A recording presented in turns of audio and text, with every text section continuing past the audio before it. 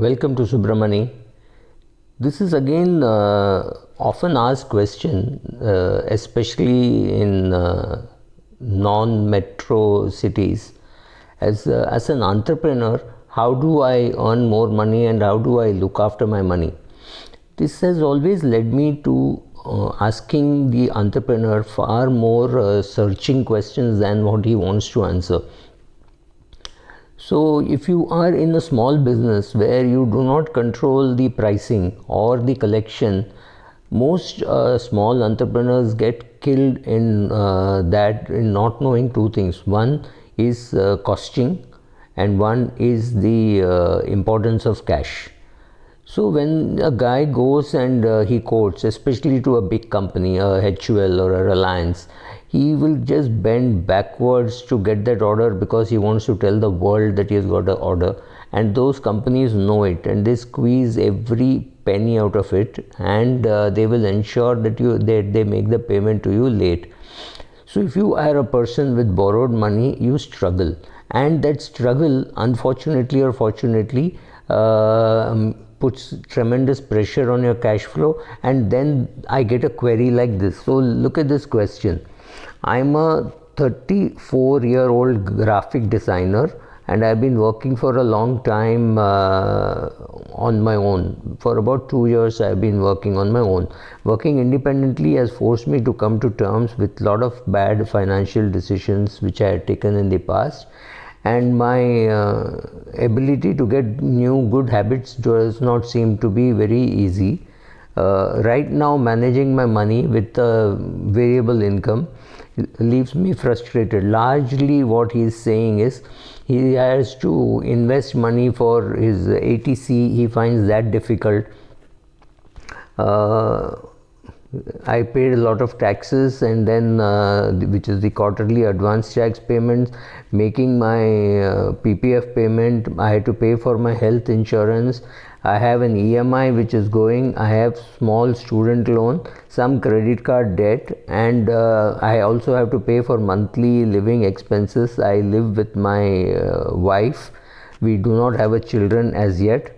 But I somehow feel it's a car repair or a house needs fixing or something like that, and there is tremendous drain on my cash flow, and therefore I don't like managing money, and therefore this choice of being a designer. And do you have any tips for making money management easier? How should I be dividing up my income as they come in? How would you manage your money if you were in my position?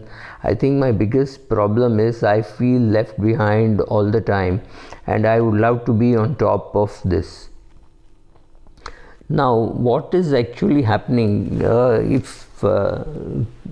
Seriously, what is happening in this guy's case is he is earning money. He is incurring expenses. Right now he does not have an office, but he's converted a part of his house into an office, so he's not incurring the office expenses. They don't know how much to cost. For example, this person has left his job which was paying him about 1.5 lakhs a month, which means he was earning about 18 lakhs.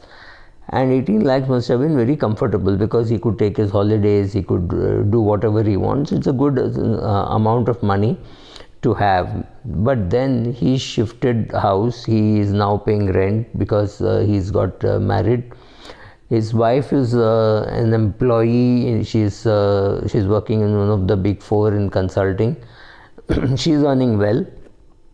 But his own cash flow is now not even 1 lakh per month as a surplus. Yes, he's got cash flow, but he does not have a 1 lakh per month surplus, which means he's definitely earning less today than what he was earning earlier. He thought he could save money on tax and things like that, but it's not really much that you can save, because you need to have all your income comes in the form of check, and all your expenses go in the form of check. So there's not really much of tax that you're going to save. In a couple of years, perhaps this year itself or next year, he will be paying GST. So that means on all his income he will be paying the GST, and he does not have lot of expenditure on which he is paying GST already. So obviously he is going to end up paying a lot more in taxes next year.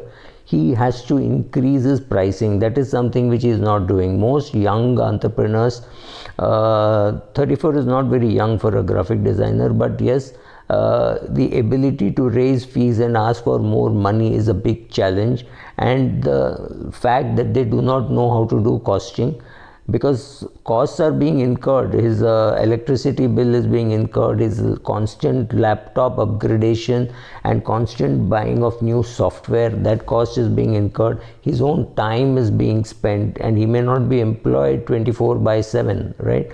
So monthly, if you have to earn 3 lakhs after all expenses and you want to work only 30 hours, then you have to charge 10,000 per hour, right? So it's possible that as a graphic designer, he must be having only 30, 40, maybe 50 hours of billing time.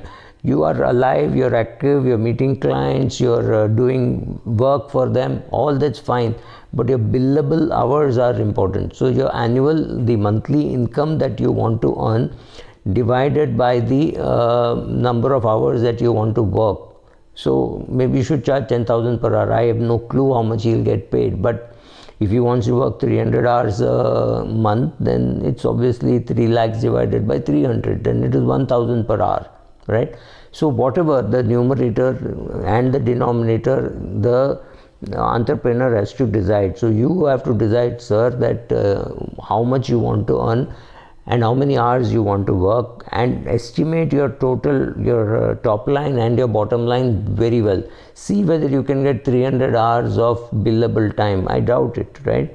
So that's very, very hard work. You can't get that kind of billable hours, at least not as far as you're an individual. Having said all this, let us come to the second part.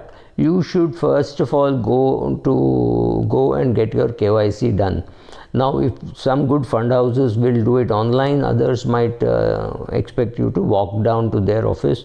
So please go there with your spouse and become an investor today. Whatever amount you can, but have the discipline. Start with 500 rupees a month or start with 5,000 rupees a month. I'm indifferent. But start the discipline of saving regularly, so that becomes an investment, right? So right now you're living paycheck to paycheck kind of a thing, but luckily your wife has regular income, so a lot of her income should be saved or invested, so that tomorrow you have a joint corpus till you start doing well. That is the first thing. Take adequate insurance, because you're married, I mean, the minute you realize she's pregnant, you will run around for a lot of other things. You will forget that you need to upgrade your insurance. So please take your insurance, take your medical cover. Start with the protection first. First protect yourself from the possible leakages that can happen. So right now you're building a very good tank and making sure that there is no leakages. As and when the water comes from rainwater or wherever, we will be able to hold the water. So do these things. Start writing down your expenses separately. Personal expenses and business expenses, don't combine the two. However attractive it is, don't combine the two, especially if you are incurring both in large numbers.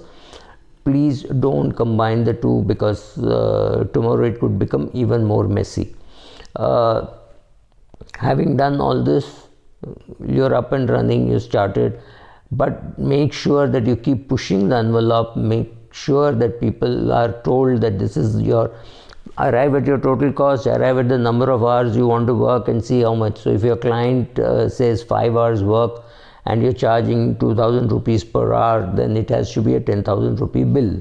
But if you're charging lesser, I do not know how much you will be able to bill, because graphic designing is not something which I understand. So based on all that, just make your plan your life and start doing your SIP. Thank you.